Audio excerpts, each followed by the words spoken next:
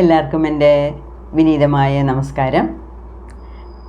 ഇന്ന് നമ്മൾ കാണാൻ പോകുന്ന എപ്പിസോഡ് എന്ന് പറയുന്നത് 177-ാമത്തെയാണ്. അപ്പം ഈ ബുക്ക് റിവ്യൂവിനെ സംബന്ധിച്ചവരെ 27-ാമത്തെ വീഡിയോ ആണ്, പാർട്ട് 27. ഇതിൽ നമ്മളൊരു പുതിയ ചാപ്റ്റർ തുടങ്ങുവാണ്. ഓക്കെ, 6 ചാപ്റ്റർ കഴിഞ്ഞു, ഇത് 7-ാമത്തെ ചാപ്റ്റർ. ഇപ്പം 7-ാമത്തെ ചാപ്റ്ററിന് നമ്മുടെ ഡോക്ടർ ജോസഫ് മർഫി കൊടുത്തിരിക്കുന്ന ടൈറ്റിൽ എന്ന് പറയുന്നത് the tendency of the sub conscious mind is life word. Tendency എന്ന് വെച്ചാൽ അത് അതിൻ്റെ ഒരു രീതി. അപ്പം നമ്മളുടെ ഈ ഉപബോധ മനസ്സിൻ്റെ രീതി എന്ന് പറയുന്നത് നമ്മളെ നന്നായിട്ട് ജീവിക്കാൻ നമ്മളെ ഉന്തിത്തള്ളുന്നതാണ് അതിൻ്റെ സ്വഭാവം. അല്ലാതെ നമ്മളെ പിന്നോട്ട് വലിക്കുക, ജീവിക്കാൻ കൊള്ളരുതാത്തവരാക്കുക, അങ്ങനല്ല. അങ്ങേ അറ്റം ഒടുക്കം ഡെത്ത് ബെഡിൽ കിടന്നാലും പോലും ഒടുക്കം വരെ നല്ല രീതിയിൽ ജീവിക്കുക, ഇത് ചെയ്യണം അത് ചെയ്യണം, അങ്ങനെ നമ്മുടെ ഉപബോധ മനസ്സ് പറഞ്ഞുകൊണ്ടിരിക്കും. മരിക്കുന്നവരെ നമ്മളെ സഹായിക്കുന്ന ഒരു സാധനമാണ് ഈ ഉപബോധ മനസ്സ്. അപ്പം ഇതിൽ ഇപ്പോൾ എല്ലാവർക്കും അറിയാം, ഈ വീഡിയോ കേട്ട് നിങ്ങൾക്ക് എല്ലാവർക്കും നല്ലപോലെ മനസ്സിലായി, കോൺഷ്യസ് മൈൻഡുണ്ട്, സബ് കോൺഷ്യസ് മൈൻഡുണ്ട്. അപ്പം നമ്മുടെ മൈൻഡിൽ 10% കോൺഷ്യസ് മൈൻഡുള്ളൂ, ബാക്കി 90% സബ് കോൺഷ്യസ് മൈൻഡാണ്. അപ്പോൾ ആലോചിച്ച് നോക്കി, ഈ 10% കോൺഷ്യസ് മൈൻഡ് വെച്ചാണ് നമ്മൾ ഈ ലോകത്തുള്ള ഇല്ലാതെ കളി കളിക്കുന്നത്, ഇല്ലയോ? അതും ഈ കോൺഷ്യസ് മൈൻഡ് എന്ന് പറയുന്നത് ഈ 5 സെൻസ് ഓർഗൻസിനെ ഡിപ്പെൻഡ് ചെയ്തിരിക്കുക. അപ്പോൾ ഈ 5 സെൻസ് ഓർഗൻസിനെയും വെച്ചുകൊണ്ട്, അതായത് കണ്ണ്, കാത്, മൂക്ക്, സ്കിന്ന്, അങ്ങനെ ഈ 5 സെൻസ് ഓർഗൻസിനെ വെച്ചുകൊണ്ടാണ് ഈ കോൺഷ്യസ് മൈൻഡ് പുറലോകത്തോടെയും മറ്റാൾക്കാരുടെ കൂടെയും എല്ലാം ഇടപഴകുന്നതും സംസാരിക്കുന്നതും എടുത്ത് മനസ്സിലാക്കുന്നതും കാണുന്നതും കേൾക്കുന്നതും എല്ലാം ചെയ്യുന്നത് ഈ 10% ഉള്ളൂ. ബാക്കി 90% നമ്മുടെ മനസ്സിലെ നിറഞ്ഞിരിക്കുന്നത് നമ്മുടെ ഉപബോധ മനസ്സിൻ്റെ പാർട്ടാണ്. ഓക്കെ, അപ്പം നേരത്തെ നമ്മൾ ഒരുപാട് കണ്ടിട്ടുണ്ട്. 2-ാമത്തെ വീഡിയോയിൽ തന്നെ പാർട്ട് 2-ൽ തന്നെ കണ്ടിട്ടുണ്ട്. ഞാനും പറഞ്ഞു, ഈ ബുക്കിൻ്റെ നടുക്ക് ഒരു ലൈൻ വരച്ചിട്ട് കോൺഷ്യസ് മൈൻഡ് സബ് കോൺഷ്യസ് മൈൻഡിൻ്റെ ഡിഫറൻസൊക്കെ എഴുതി വെച്ചിട്ടുണ്ട് നമ്മൾ.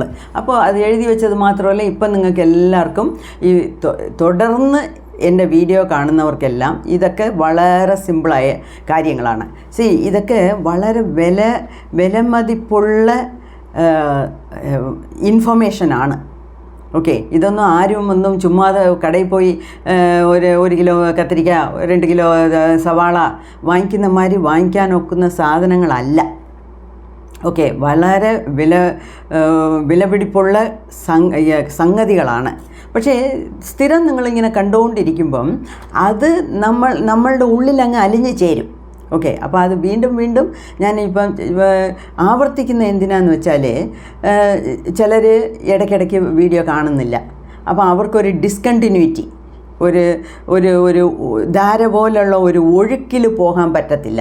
അതൊന്ന്. 2-ാമത്, ജോസഫ് മർഫി തന്നെ വീണ്ടും അതിനെക്കുറിച്ച് എഴുതുന്നുണ്ട്. അപ്പോൾ അതും അതേ ഉദ്ദേശം കൊണ്ടാണ്. അതായത് ഇതുവരെ പഠിച്ച് മനസ്സിലാക്കിയില്ലെങ്കിൽ ഇപ്പോഴെങ്കിലും കുറച്ച് തലയിൽ കയറട്ടെ എന്നുള്ള രീതി. അതുമാത്രമല്ല, എൻ്റെ ഈ 40 വർഷത്തെ സ്വന്തം ഒരു ടീച്ചിങ് അനുഭവം വെച്ച് ഞാൻ പറയുവാണ്. ഇപ്പോൾ ദൈവം സഹായിച്ച് ഞാൻ പറഞ്ഞിട്ടുണ്ട്, ഒരു കാര്യം ഒറ്റ പ്രാവശ്യം കേട്ടാൽ മതി, എനിക്ക് അങ്ങനെയും മനസ്സിലാകും, അങ്ങനെ പിടിക്കും എൻ്റെ മനസ്സ്. അതുമാത്രമല്ല, ആര് ഏത് ഉദ്ദേശത്തിൽ പറയുന്നോ അതേ രീതിയിൽ എനിക്ക് മനസ്സിലാക്കാനുള്ള കഴിവ് ദൈവം തന്നിട്ടുണ്ട്. ഞാൻ വലിയ ആളാന്ന് പറയുന്നില്ല, പക്ഷേ ദൈവം ആ കഴിവ് എനിക്ക് തന്നിട്ടുണ്ട്. അപ്പോൾ ആര് എന്തോ ഉദ്ദേശിച്ചാണോ പറയുന്നത് അതേ രീതിയിൽ എനിക്ക് മനസ്സിലാക്കാൻ പറ്റും. പക്ഷേ അതുകൊണ്ട് ഞാൻ എന്തോ ചെയ്തു, കൊച്ചിലെ യങ് ഏജിൽ ടീച്ചറായിട്ട് കയറിയപ്പം ഒരു പ്രാവശ്യം പറഞ്ഞാൽ മതി, എല്ലാവർക്കും എല്ലാം മനസ്സിലാകും എന്നുള്ള രീതിയിലാണ് എൻ്റെ ടീച്ചിങ് ഉണ്ടായിരുന്നത് അക്കാലത്ത്. 22 വയസ്സിലൊക്കെ കോളേജിൽ കയറി ലെക്ചറായി, പിന്നെ +2 ടീച്ചറായി, PG ടീച്ചറായി. അപ്പോഴൊക്കെ വളരെ ഫാസ്റ്റായിട്ട് സംസാരിക്കും.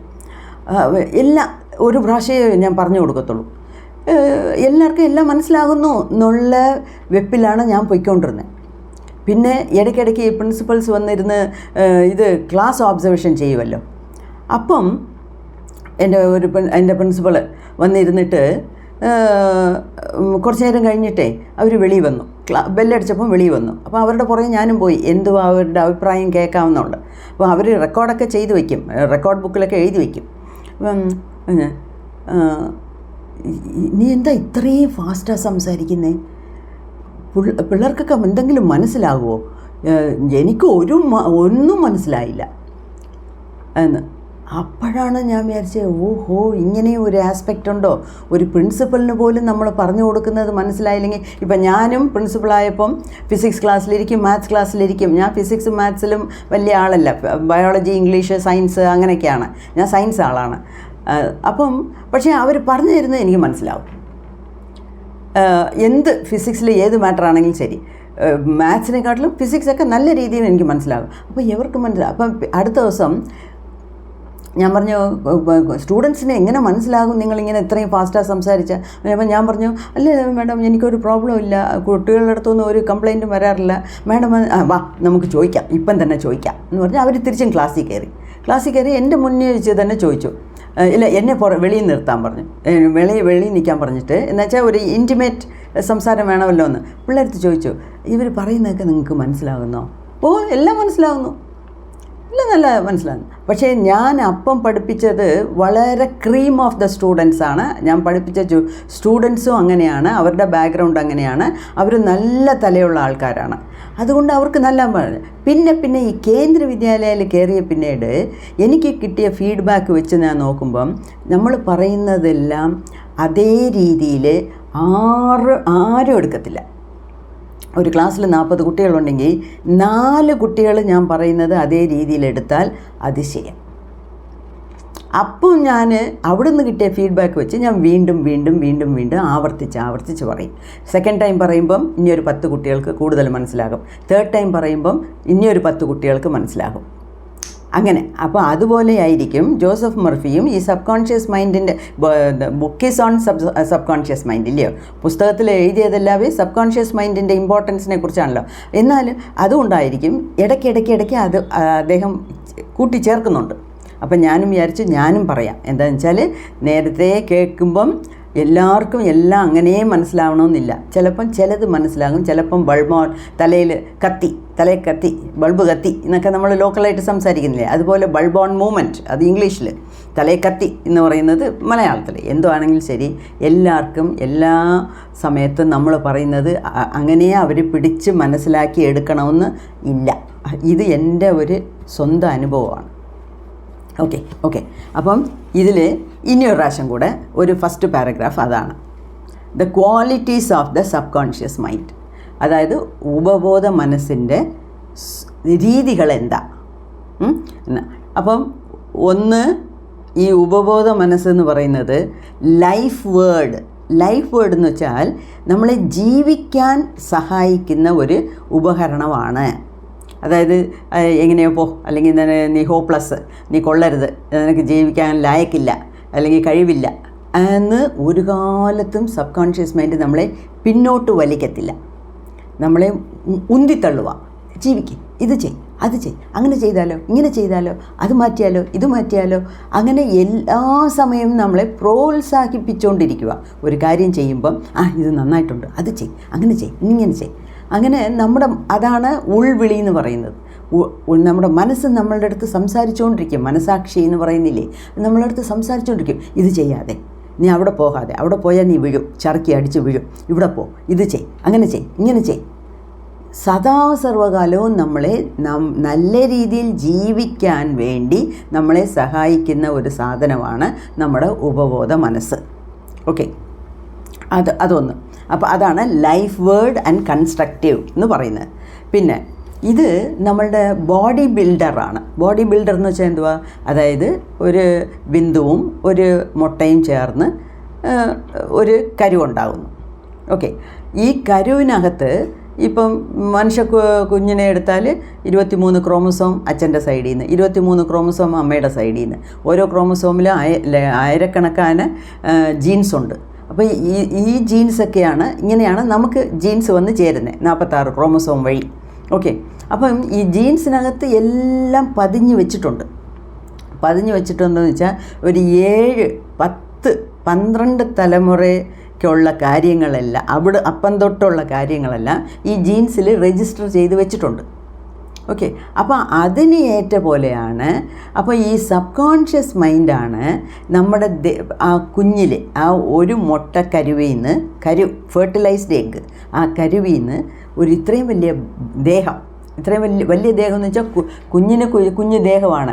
ഒരു 3 കിലോ, നോർമൽ ബേബി ആണെങ്കിൽ 3 കിലോ, 3.5 കിലോ, കുറച്ച് വല്ല ഫാറ്റി ബേബി ആണെങ്കിൽ 4 കിലോസ്.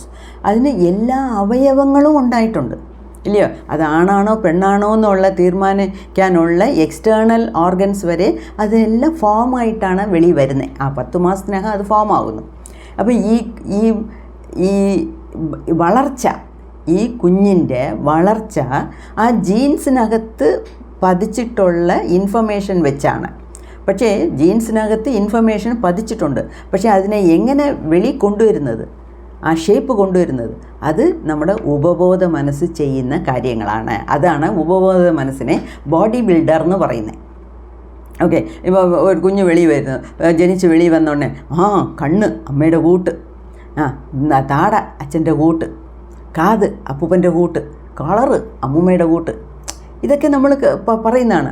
പിന്നെ കുഞ്ഞ് വളർന്നു വരുമ്പോൾ അതിൻ്റെ സ്വഭാവത്തിനെക്കുറിച്ച് നമ്മൾ കമ്പയർ ചെയ്യും, ഇല്ലയോ? അച്ഛൻ്റെ സ്വഭാവം, അമ്മയുടെ സ്വഭാവം, ഇതൊക്കെ സ്വാഭാവികമാണ്, എല്ലാവരുടെ വീട്ടിലും നടക്കുന്നതാണ്. ഇതാണ് ജെനറ്റിക്സ്. ഓക്കെ. പക്ഷേ ഈ ജെനറ്റിക്സിലുള്ളതിനെ വെളിയിൽ കൊണ്ടുവരുന്നത് നമ്മുടെ സബ് കോൺഷ്യസ് മൈൻഡാണ്. ഓക്കെ. അതിനെ ജീൻസിലുള്ള പോലെയാണ് നമ്മുടെ ഓർഗൻസ്. ചില കുഞ്ഞുങ്ങൾ നല്ല ഹൈറ്റായിട്ട് വളരും, ചിലത് പൊക്കം കുറഞ്ഞിരിക്കും, ചിലർക്ക് നല്ല കളറുണ്ട്, ചിലർക്ക് ഇരുനിറവാണ്, ചിലർക്ക് കറുത്ത കളറാണ്. പല പല പല പല വെളി കാണുന്ന മാത്രമല്ല ഉള്ളിലുള്ള സ്വഭാവവും ഇതെല്ലാം അങ്ങനെ. അപ്പോൾ ഇതെല്ലാം വെളിയിൽ പരിണമിക്കാൻ ചെയ്യുന്നത്, വെളി കൊണ്ടുവരുന്നത് ഈ സബ് കോൺഷ്യസ് മൈൻഡാണ്. അതുകൊണ്ട് തന്നെയാണ് നമ്മുടെ ദേഹത്ത് എന്തെങ്കിലും അസുഖം വന്നാൽ ആ സബ് കോൺഷ്യസ് മൈൻഡിന് അറിയാം എവിടെ വെച്ച് എങ്ങനെ റിപ്പയർ ചെയ്യണമെന്ന് അതിനറിയാം. മനസ്സിലായോ? ഇത് നമ്മൾ നേരത്തെ കണ്ടതാണ്. ഇതൊരു റിവിഷനായിട്ട് എടുത്തോളൂ. ഓക്കെ. അപ്പം അതുകൊണ്ടാണ് ഇതെല്ലാം നേരത്തെ നമ്മൾ സംസാരിച്ചു. ഒരു ചെറിയ തലവേദന ഉടനെ പാരസെറ്റമോൾ കഴിക്കുക, പെഫെപ്പാനിൽ കഴിക്കുക, സമയം കൊടുക്കുക. അത് ചെയ്യാൻ പാടില്ല. സമയം കൊടുക്കുക. ബോഡിക്ക് തന്നെത്താനെ ചികിത്സിക്കാൻ, സെൽഫ് ഹീലിങ്ങിനുള്ള സമയം കൊടുക്കുക. അപ്പോൾ ഈ സെൽഫ് ഹീലർ ആരാണ്? നമ്മുടെ സബ് കോൺഷ്യസ് മൈൻഡാണ്. ഓക്കെ. അതിന് 1-2 ദിവസം സമയം കൊടുക്കുക. തീർത്തും ശരിയായില്ലെങ്കിൽ മാത്രം മരുന്ന് കൊടുക്കുക.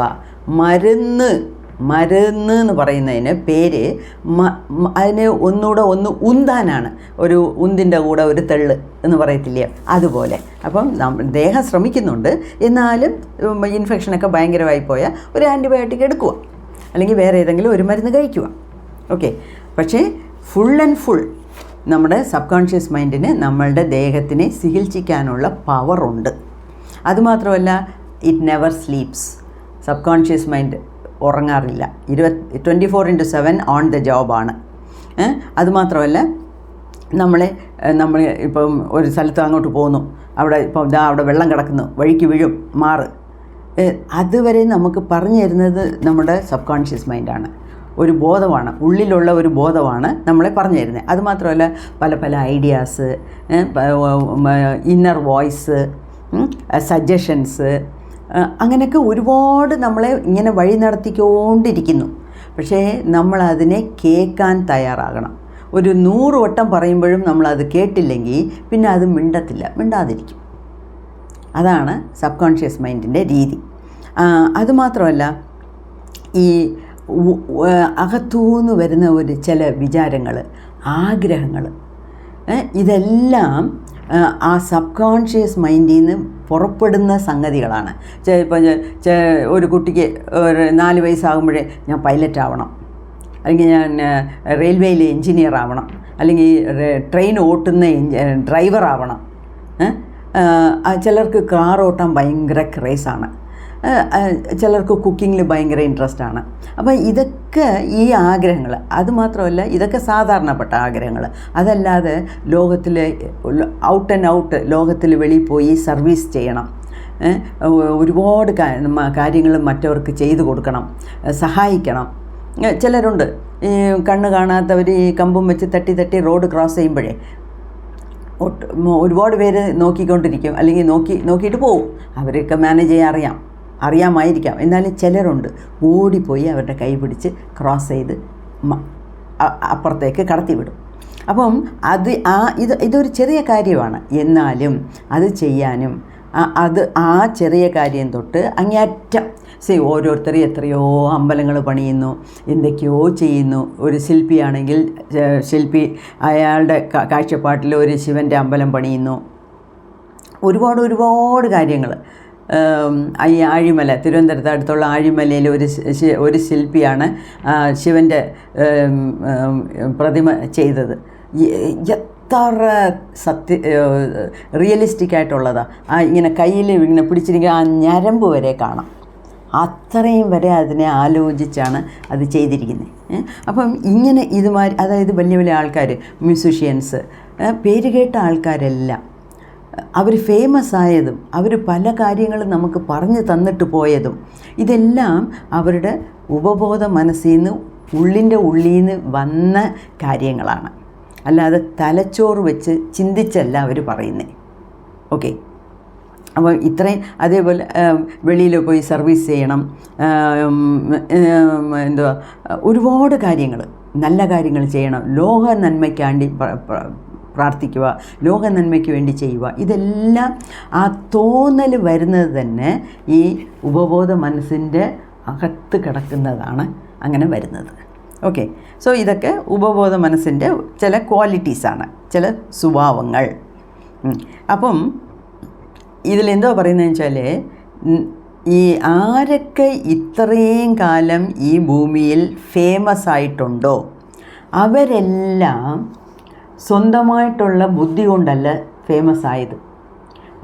അവരുടെ ഉപബോധ മനസ്സിനെ തട്ടി ഉണർത്തി അതിൽ കിടക്കുന്ന ഇൻഎക്സോസ്റ്റബിൾ എന്ന് വെച്ചാൽ അത് എത്ര എടുത്താലും തീരത്തില്ല.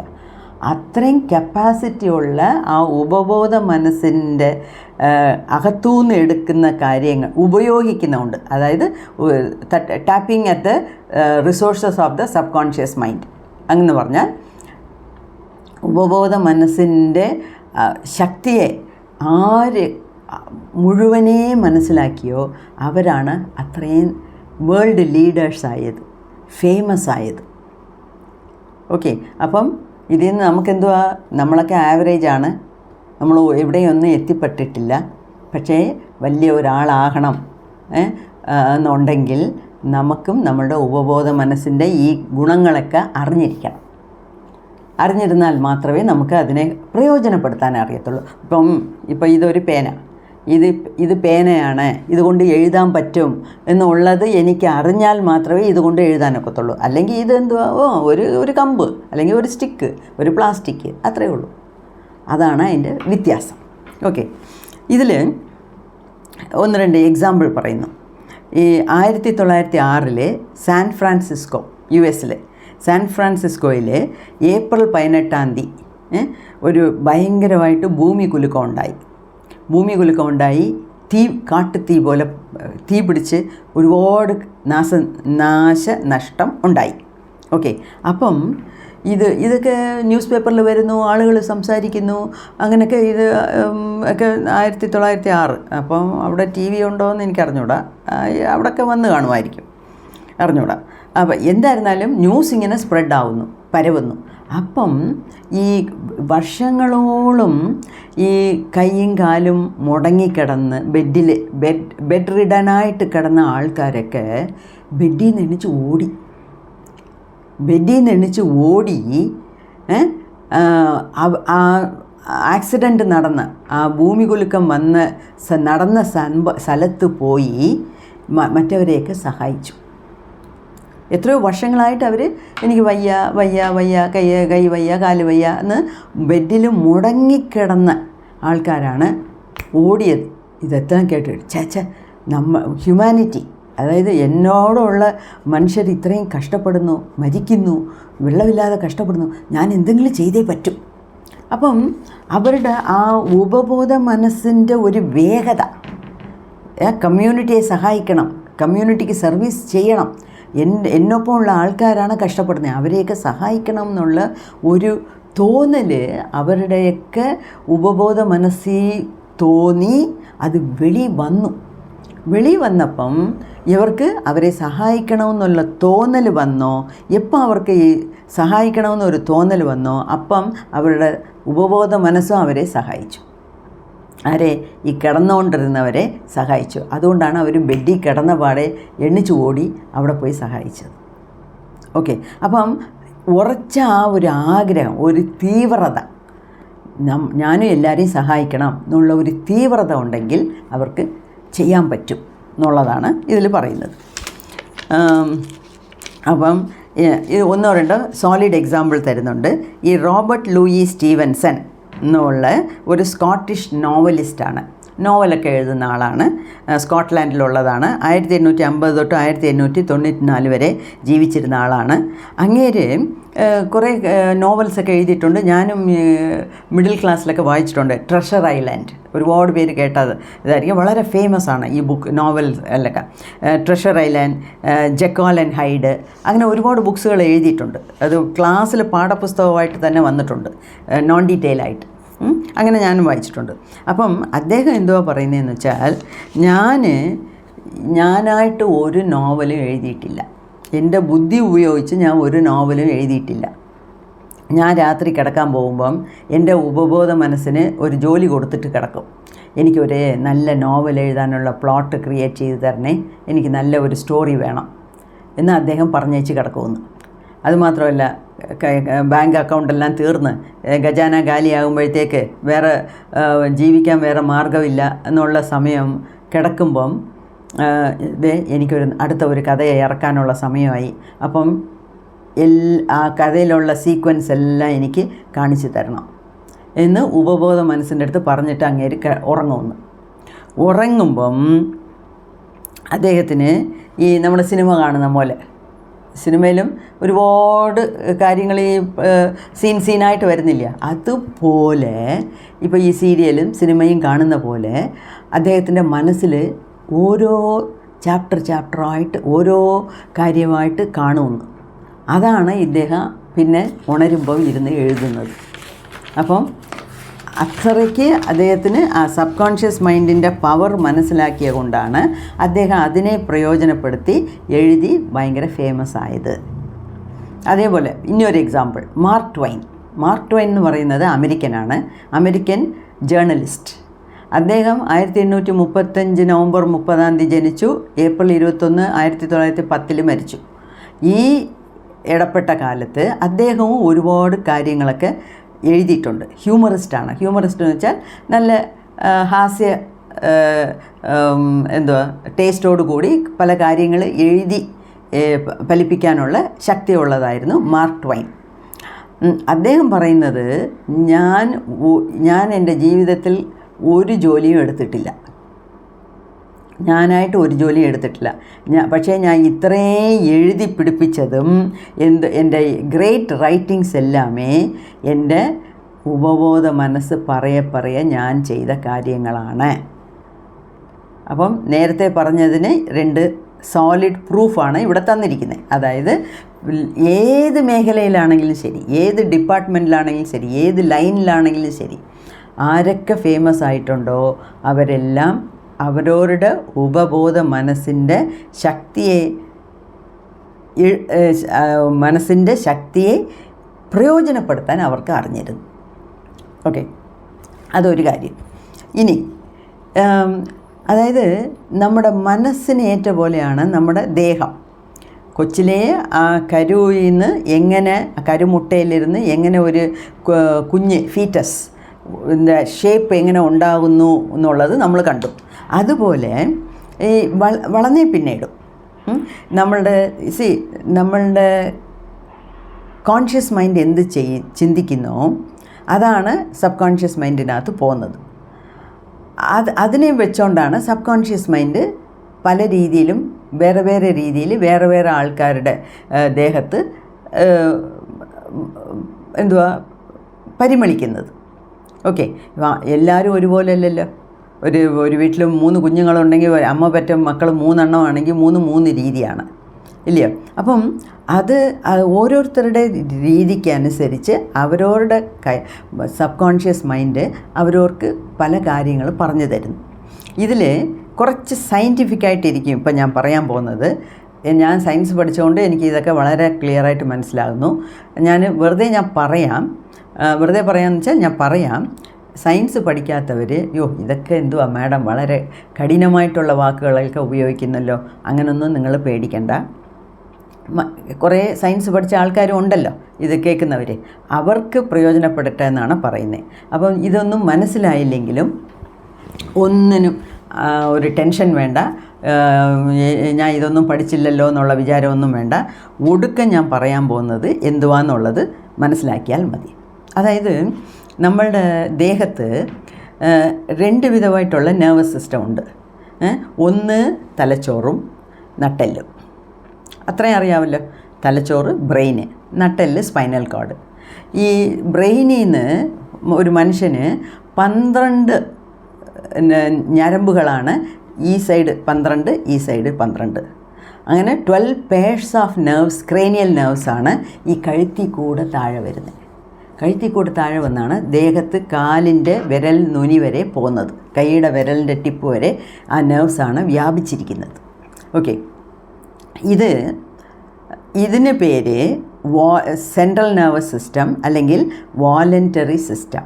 ഈ വോളണ്ടറി എന്ന് പറയുന്നത് ഈ പോയിൻ്റ് നേരത്തെ ഞാൻ ഒരു പ്രാവശ്യം സൂചിപ്പിച്ചിട്ടുണ്ട്. ഇപ്പോൾ വോളണ്ടറി എന്ന് പറഞ്ഞാൽ എന്തുവാ? ഇപ്പോൾ ഇവിടെ എൻ്റെ ഈ മേശപ്പുറത്ത് ഒരു പേന ഉണ്ട്. അപ്പോൾ എനിക്ക് ഈ പേനയെ എടുക്കണം. അപ്പോൾ പേനയെ എടുക്കണമെന്ന് പറയുമ്പം ആദ്യം എൻ്റെ മനസ്സിൽ തോന്നുമ്പം ആ ബ്രെയിന് അതിനെ മനസ്സിലാക്കി എൻ്റെ കൈയുടെ മസിൽസിന് ഓർഡർ കൊടുക്കും. അപ്പോൾ അത് പോയി എടുത്തുകൊണ്ട് വന്ന് ഇങ്ങനെ വൈ എന്ന് ആ ബ്രെയിൻ കൊടുക്കുന്ന ഓർഡർ അനുസരിച്ച് എൻ്റെ കൈ മസിൽസ് തന്നെത്താനെ അതിൻ്റെ അടുത്ത് പോകുന്നു, അതെടുക്കുന്നു, വരുന്നു. അപ്പം ഇങ്ങനത്തെ നമ്മൾ ചെയ്യുന്നതെല്ലാം വോളണ്ടറി ആക്ഷൻസ്, അതായത് ബുദ്ധിപൂർവം ആലോചിച്ച് ചെയ്യുന്നത്. ഈ വോളണ്ടറി ആക്ഷൻസിന് കൺട്രോളിങ് സിസ്റ്റം നമ്മുടെ കോൺഷ്യസ് മൈൻഡാണ്.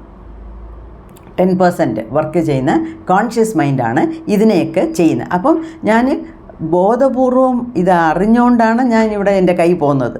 അവിടെ ഒരു പേന ഉണ്ട്, എനിക്ക് ഈ പേന പ്രയോജനപ്പെടും, എനിക്ക് ഈ പേന വേണം എന്ന് വിചാരിക്കുന്ന കൊണ്ടാണ് ബോധപൂർവം ബ്രെയിന് എൻ്റെ മസിൽസിന് കയ്യിലുള്ള മസിൽസിന് പറയുന്ന കൊണ്ടാണ് ഞാൻ ഇത് എടുക്കുന്നത്. So it is voluntary.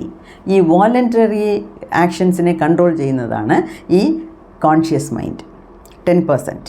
Okay, അല്ലാതെ ഇൻവോളണ്ടറി ആയിട്ട് ഒരുപാട് കാര്യങ്ങൾ ചെയ്യുന്നു. ഇപ്പം ഞാൻ സംസാരിച്ചുകൊണ്ടിരിക്കുന്നു, ഇപ്പം എൻ്റെ മനസ്സ് മൊത്തം ഈ കണ്ടൻറ്റിലാണ്. എൻ്റെ കണ്ണ് രണ്ടും ക്യാമറയാണ് നോക്കുന്നത്. അപ്പം ഒരു കൊതു വന്നിരുന്നു, അല്ലെങ്കിൽ ഒരു ഈച്ച വന്നിരുന്നു, എന്നെ അറിയാണ്ട് തള്ളിക്കളയും. മുഖത്ത് ഒരു കൊതു വന്നു, എന്നെ അറിയാണ്ട് ഇങ്ങനെ. അതുപോലെ നമ്മൾ 1008 കാര്യങ്ങൾ ഒരു നിമിഷം ചെയ്യുന്നുണ്ട് നമ്മളെ അറിയാണ്ട്, ഇല്ല? അതിൻ്റെ പേരാണ് ഇൻവോളണ്ടറി. ഈ ഇൻവോളണ്ടറിയെ ഏതിൻ്റെ കൺട്രോളിൻ്റെ അടിയിലാണ്? ഈ ഉപബോധ മനസ്സിൻ്റെ അടിയിലാണ് അത് വരുന്നത്. അപ്പം ഇപ്പം ഒരു വലിയ കല്ല് കാണുന്നു, നമ്മൾ നടന്നു പോകുന്നു, ഏതോ പാട്ടും കേട്ടോണ്ട് നടക്കുന്നു, അല്ലെങ്കിൽ ആരുടെങ്കിലും സംസാരിച്ചുകൊണ്ട് നടക്കുന്നു. അപ്പോൾ അവിടെ ഒരു കല്ല് വരുന്നു, കല്ലിൻ്റെ അടുത്തോട്ട് നമ്മൾ പോകുന്നു. അപ്പം നമ്മുടെ ഉപബോധ മനസ്സാണ് പറയുന്നത്, നമ്മുടെ സബ് കോൺഷ്യസ് മൈൻഡ് അവിടെ ഒരു കല്ലുണ്ട്, മാറി നടാ, കാലിട്ട്, അല്ലെങ്കിൽ കാല് തട്ടും. അത് പറയുന്നത് നമ്മളുടെ സബ് കോൺഷ്യസ് മൈൻഡാണ്. ഓക്കെ, ഇപ്പം ഇതെന്തിനാണ് ഇവിടെ പറയുന്നതെന്ന് വെച്ചാൽ, എങ്ങനെ നമ്മുടെ ഉപബോധ മനസ്സ് നമ്മളെ സഹായിക്കുന്നു, അല്ലെങ്കിൽ അതായത് നമ്മളുടെ ചിന്താഗതി പോലെ നമ്മളുടെ ഹെൽത്ത് ഇരിക്കും, നമ്മളുടെ വളർച്ച ഇരിക്കും എന്നുള്ളതിന് ഒരു ഉദാഹരണമാണ്. അതെന്തുവാ? അതായത് ഇപ്പം നമുക്ക് ഇപ്പം ഈ വോളണ്ടറി ഇൻവോളണ്ടറി 2 ഞരമ്പിനെക്കുറിച്ചും പഠിച്ചു. അതായത് ക്രേനിയൽ നെർവ്സും ഉണ്ട് 12 പേഴ്സ്. അല്ലാതെ ഈ നട്ടെല്ലിൽ നിന്ന് 33 pairs, 33 right side, 33 left side, 33 pairs of nerves ഉണ്ട്. ഓക്കെ, അതൊക്കെ നമുക്കറിയാം. അപ്പോൾ അതല്ലാതെ അത് സിമ്പത്തറ്റിക് നെർവസ് സിസ്റ്റം. അതല്ലാതെ വേറെ കുറച്ച് നെർവ്സ് ഉണ്ട്, അതിൻ്റെ പേരാണ് പാരാസിമ്പത്തറ്റിക് നെർവ്സ്. ഈ പാരാസിമ്പത്തറ്റിക് നെർവ്സ് ഏതിൻ്റെ അടിയിലാണ്? സബ് കോൺഷ്യസ് മൈൻഡിൻ്റെ അടിയിലാണ് വരുന്നത്. അപ്പം ഈ കല്ല്, നമ്മൾ നടക്കുന്ന പാതയിൽ, വഴിയിൽ ഒരു വലിയ കല്ലുണ്ട്. നമ്മളത് കാണാതെ പോയാൽ, മൊബൈൽ നോക്കിക്കൊണ്ട് പോയാൽ അതിൽ തട്ടി വീഴും, തീർച്ചയായിട്ടും തലകുത്തി വീഴും എന്നുള്ളത് അറിഞ്ഞുകൊണ്ട് സബ് കോൺഷ്യസ് മൈൻഡ് പറയും, ഇത് മൊബൈൽ നോക്കുന്നോ, ആളുകൾ സംസാരിക്കുന്നോ, വേറെ എവിടെയെങ്കിലും നോക്കിക്കൊണ്ട് പോയാൽ കൂടെ ദേ അവിടെ ഒരു കല്ല് വരുന്നു, സൂക്ഷിച്ചു പോ, കുറച്ച് മാറി നടാ എന്ന് പറയുന്നതാണ് നമ്മുടെ സബ് കോൺഷ്യസ് മൈൻഡ്. ഇതാണ് ലൈഫ് വേർഡ്. ലൈഫ് വേർഡ് എന്ന് വെച്ചാൽ വീണ് രക്തം വന്ന് ഹോസ്പിറ്റലിൽ പോയി അതൊന്നും വേണ്ട, കുറച്ച് മാറി നടന്നാൽ മതി, നമ്മൾ ഹെൽത്തി ആയിട്ട് ജീവിക്കാം എന്നുള്ളതാണ് ലൈഫ് വേർഡ് എന്ന് പറയുന്നത്. ഓക്കെ, ഇപ്പം ഇതിൽ ഈ പാരസിമ്പത്തറ്റിക് നെർവ്സ് ഉണ്ടല്ലോ, ഈ സിമ്പത്തറ്റിക് നെർവ്സും പാരാസിമ്പത്തറ്റിക് നെർവ്സും എല്ലാ ഓർഗൻസിലും പോയി കിടപ്പുണ്ട്. ഓക്കെ, ഇപ്പം ഈ വേറൊരു കാര്യമുണ്ട്, നമ്മുടെ ഈ ആമാശയം എന്ന് പറയത്തില്ലേ, സ്റ്റമക്ക്, അതിൻ്റെ പുറയിൽ കുറച്ച് നെർവ് സെൽസ് എല്ലാം ചേർന്ന ഒരു ഗാംഗ്ലിയോൺ എന്ന് പോലെ കാണും. അതിൻ്റെ പേരാണ് സോലാർ പ്ലക്സസ്. ഓക്കെ, അതായത് നമ്മുടെ മനസ്സിലൊന്ന് കാണുമ്പം നമ്മുടെ കോൺഷ്യസ് മൈൻഡ് ഒന്ന് തിങ്ക് ചെയ്യുന്നത് ബ്രെയിൻ വഴി പോയി മസിൽസിൽ വന്ന് നിൽക്കുന്നു. Okay, conscious voluntary actions. അതുപോലെ തന്നെ എ സെറ്റ് ഓഫ് നെർവ്സ്, ഈ പാരസിമ്പത്തറ്റിക് നെർവ്സും നമ്മുടെ എല്ലാ അവയവങ്ങളിലും പോയി വ്യാപിച്ചിരിപ്പുണ്ട്, അതിനകത്ത് സപ്ലൈ ആയിട്ടുണ്ട് നെർവ്സ്. ഓക്കെ, അപ്പം ഇതിൽ എന്തുവാന്ന് വെച്ചാൽ ഈ കോൺഷ്യസ് മൈൻഡ് ഇപ്പോൾ ഒന്ന് കാണുന്നു, ഇപ്പോൾ ഈ പേനയെ കാണുന്നു ഞാൻ. ഓക്കെ, അത് എൻ്റെ കോൺഷ്യസ് മൈൻഡാണ് കാണുന്നത്. അപ്പം ഈ കോൺഷ്യസ് മൈൻഡ് തലച്ചോട്ടിലോട്ട് മസ്തിഷ്കത്തിൽ പോയി പറഞ്ഞ് അത് എന്നെ എടുക്കാൻ വയ്ക്കുന്ന പോലെ പാരലലായിട്ട് ഒരു കാര്യം സബ് കോൺഷ്യസ് മൈൻഡിലും കൂടെ പോകും. സബ് കോൺഷ്യസ് മൈൻഡിലും കൂടെ ഈ പേന ഇവിടെ ഉണ്ട് എന്നുള്ളതിൻ്റെ ഐഡിയ സബ് കോൺഷ്യസ് മൈൻഡിലും കൂടെ പോകും. 2 പാരലലായിട്ടാണ് വർക്ക് ചെയ്യുന്നത്. ഓക്കെ, അപ്പം രണ്ടും ഒരേപോലെ, കോൺഷ്യസ് മൈൻഡും സബ് കോൺഷ്യസ് മൈൻഡും ഒരേപോലെ ചിന്തിച്ചാൽ അപ്പോൾ എന്താകും? അത് കാര്യം നടക്കും, കോൺട്രവേഴ്സി ഇല്ല അവിടെ. ഓക്കെ, അവിടെ രണ്ടും ഒരുപോലെയാണ് ചിന്തിക്കുന്നത്, അതുകൊണ്ട് നമുക്കത് നടക്കും. ഓക്കെ, ഇപ്പോൾ ഇതിൽ എന്തുവാ ഞാൻ പറയാൻ വരുന്നതെന്ന് വെച്ചാൽ, ഇത്രയും നേരം നെർവ്സിനെ കുറിച്ച് പറഞ്ഞത് നിങ്ങൾക്ക് മനസ്സിലായില്ലെങ്കിൽ അങ്ങനെ വിട്ടേക്ക്. ഓക്കെ, ഇപ്പം ഞാൻ പറയാൻ പോകുന്നത് അതിൻ്റെ രത്നച്ചുരുക്കം. അതാണ് എല്ലാവർക്കും വേണ്ടിയത്, സയൻസ് പഠിച്ചവർക്കും പഠിക്കാത്തവർക്കും. അതെന്തുവാന്ന് വെച്ചാൽ, ഇപ്പം നമ്മുടെ ഈ കോൺഷ്യസ് മൈൻഡാണല്ലോ, ഈ 5 സെൻസ് ഓർഗൻസ് വെച്ച് കോൺഷ്യസ് മൈൻഡ് വർക്ക് ചെയ്യുന്നു, ഇല്ലയോ? ഇപ്പം എൻ്റെ കണ്ണാണ് ആ പേനയെ കാണുന്നത്, ഇല്ലയോ? അപ്പോൾ ഈ കണ്ണുകൊണ്ട് കാണുമ്പം അത് മൈൻഡിൽ പോകുന്നു. മൈൻഡിൽ പോകുമ്പം അത് കോൺഷ്യസ് മൈൻഡിലും പോന്നു, സബ് കോൺഷ്യസ് മൈൻഡിലും പോന്നു. അപ്പോൾ രണ്ടിലും ഒരേപോലെ ഉള്ളപ്പം പെട്ടെന്ന് അത് നടന്ന് കിട്ടും. അപ്പം ഒടുക്കം ഞാൻ പറയാൻ വരുന്നത്, ഇതുകൊണ്ട് തന്നെയാണ് നമ്മളുടെ ചിന്തയും നമ്മളുടെ വാക്കും നേരെ ഇരിക്കണമെന്ന് പറയുന്നത്. അതായത് ഇനി കുറച്ചുകൂടെ കഴിഞ്ഞാൽ ഡീപ്പായിട്ട് പോയാൽ, നമ്മൾ കണ്ണുകൊണ്ട് കാണുന്നു, കാതുകൊണ്ട് കേൾക്കുന്നു, സ്മെല്ല് ചെയ്യുന്നു, വായ കൊണ്ട് കഴിച്ച് നോക്കുന്നു. അല്ലാതെ നമ്മുടെ സ്കിന്ന് മൊത്തം സെൽസാണ്, നെർവ് സെൽസാണ്, നെർവ് എൻഡിങ്സാണ്. അപ്പോൾ അതിൽ കൂടെ സ്പർശം, നമ്മൾ തൊട്ടു, ഇത് പ്ലാസ്റ്റിക്കാണ്, ഇത് ഒറിജിനൽ പൂവല്ല, അത് ഞാൻ തൊടുമ്പോൾ എനിക്ക് മനസ്സിലാവുന്നു, ഇല്ലയോ? തൊടുന്ന ഉണർവ്, ഫീലിങ്സ്. അപ്പം ഈ പഞ്ചേന്ദ്രിയങ്ങൾ കൊണ്ട് നമുക്ക് കാണുന്ന സാധനങ്ങൾ, കിട്ടുന്ന ഇൻഫർമേഷനാണ് തലച്ചോട്ടിലും പോകുന്നത്, ആ സോളാർ പ്ലക്സസിലും പോകുന്നത്. അതായത് വോളണ്ടറി ആയിട്ടും ഇൻവോളണ്ടറി ആയിട്ടും അകത്ത് പോന്നു. അതുകൊണ്ട് തന്നെയാണ് നമ്മൾ ഈ പഞ്ചേന്ദ്രിയങ്ങൾ ഉപയോഗിക്കുമ്പം വളരെ നിയമനിഷ്ഠയോടുകൂടി അടുക്കും ചിട്ടയും കൂടി നല്ല കാര്യങ്ങൾ മാത്രം കാണുക, നല്ലത് മാത്രം കേൾക്കുക, നല്ലത് മാത്രം സംസാരിക്കുക, നല്ലത് മാത്രം കഴിക്കുക എന്നുള്ളത് പറയുന്നത്.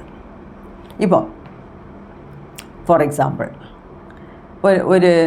ഒരു ഫ്രണ്ടിന് ക്യാൻസർ ഡയഗ്നോസ് ചെയ്തു ഡോക്ടർ, ഇന്ന സ്ഥലത്ത് ക്യാൻസർ. അപ്പോഴത്തേക്ക് ഉടനെ എന്തോ ചെയ്യും ആ പേഷ്യൻറ്റിന് വീട്ടിലുള്ള ചുറ്റിയുള്ള ആൾക്കാരും ഉടനെ ഇൻ്റർനെറ്റ് എടു, ഗൂഗിളിൽ പോയി സെർച്ച് ചെയ്യും. ഗൂഗിളിന് ഒരു തലവേദനയ്ക്ക് പോലും ക്യാൻസർ എന്ന് പറയുന്ന സംഗതി അതിനകത്തുണ്ട്. അതങ്ങനെയാണ്, അങ്ങേ അറ്റം വരെ ഉള്ളതെല്ലാം അതിനകത്ത് പിടിച്ചിട്ടിട്ടുണ്ട്. അപ്പം നമുക്കറിയണം നമ്മൾ എത്ര ദൂരം അതിനെ പ്രയോജനപ്പെടുത്താം. ഇപ്പോൾ നമ്മൾ കാണുന്നതും കേൾക്കുന്നതുമൊക്കെ അതുകൊണ്ടാണ് നല്ലതേ കാണാവൂ, നല്ലതേ സംസാരിക്കാവൂ എന്ന് പറയുന്നത്. ഇപ്പം കാണുന്നതും കേൾക്കുന്നതുമൊക്കെ ചീത്തയായിട്ടിരുന്നു. ഇപ്പം ക്യാൻസറാണ്, cancer cannot be cured at all എന്ന് ആ പേഷ്യൻറ്റിൻ്റെ മനസ്സിനകത്ത് ഒരു ഫീലിംഗ് കയറിപ്പോയിട്ടുണ്ടെങ്കിൽ പിന്നെ അത് കീമോതെറപ്പിയോ റേഡിയോ തെറപ്പിയോ എന്ത് ഹെവി ഡോസ് മരുന്നോ അല്ലെങ്കിൽ ഫോറിൻ മെഡിസിനോ കൊടുത്താലും നേരെ ആവത്തില്ല. എന്താണെന്ന് വെച്ചാൽ ഈ ഫീഡിങ് കൊടുത്തത് എന്തുവാ, ക്യാൻസർ ആകുമ്പോൾ ഇൻക്യൂറബിൾ, അത് ശരിയാവത്തില്ല, അത് വെച്ച് വേണം ആൾ മരിക്കാനേ എന്നുള്ള ഒരു ഫീഡ്ബാക്ക് കിട്ടിയാൽ പിന്നെ അത് ഉപബോധ മനസ്സിനെയും പോയി ബാധിക്കും. അപ്പം എന്ത് വെളിയിൽ നിന്ന് മരുന്ന് പിന്നെ കൊടുത്താലും അത് നേരെ ആവത്തില്ല. അതേ സമയത്ത് ക്യാൻസറാണ്, ക്യാൻസർ വന്നു, അപ്പോൾ എന്തൊക്കെ ചെയ്യാം? ഇത് നമ്മുടെ ദേഹത്തു നിന്ന് മാറ്റിയെടുക്കാൻ നമുക്ക് ഉപബോധ മനസ്സിൻ്റെ സഹായം വേണം. അപ്പം ഐ എം ഹെൽത്തി, എത്ര പ്രേയേഴ്സാണ് അങ്ങനെയൊക്കെ പറയുന്നത്. എൻ്റെ ഈ ക്യാൻസർ പോകണമെന്നുള്ള ആരും പ്രേയർ ചെയ്യരുത്. എന്താണ്, ഞാൻ ഹെൽത്തിയാണ്, ഞാൻ 100% ഹെൽത്തിയാണ്, ഞാൻ ഹാപ്പിയാണ്, എനിക്ക് എല്ലാ ജോലിയും ചെയ്യാൻ പറ്റും. അങ്ങനെ പറഞ്ഞ് ഇരിക്കുമ്പം ഈ നമ്മുടെ സബ് കോൺഷ്യസ് മൈൻഡിനകത്തുള്ള ആ പവർ, ആ ഹീലിംഗ് പവർ മൊത്തം വെളിയിലെടുത്തിട്ട് ക്യാൻസറിനെ നേരെയാക്കാനും പറ്റും. ഓഫ് കോഴ്സ് അതിൻ്റെ കൂടെ നമുക്ക് കീമോതെറപ്പിയോ റേഡിയോ തെറപ്പിയോ ഡോക്ടർ പറയുന്ന മരുന്നോ ഒക്കെ കഴിച്ച് ചികിത്സയ്ക്ക് പോകണം. അപ്പം ഞാൻ എന്തുവാ പറയുന്നത് വെച്ചാൽ ഇതാണ് നമുക്ക് അന്നോട്ട് പറയുന്നത്, ഈ പഞ്ചേന്ദ്രിയങ്ങൾ കൊണ്ട് നമുക്ക് ഉള്ളിൽ അയക്കുന്ന ഇൻഫർമേഷൻ കറക്റ്റായിരിക്കണം. അതാണ് നല്ലതേ കാണാവൂ, നല്ലതേ കേൾക്കാവൂ, നല്ലതേ സംസാരിക്കാവൂ, നല്ലതേ കഴിക്കാവൂ. What you eat that you become.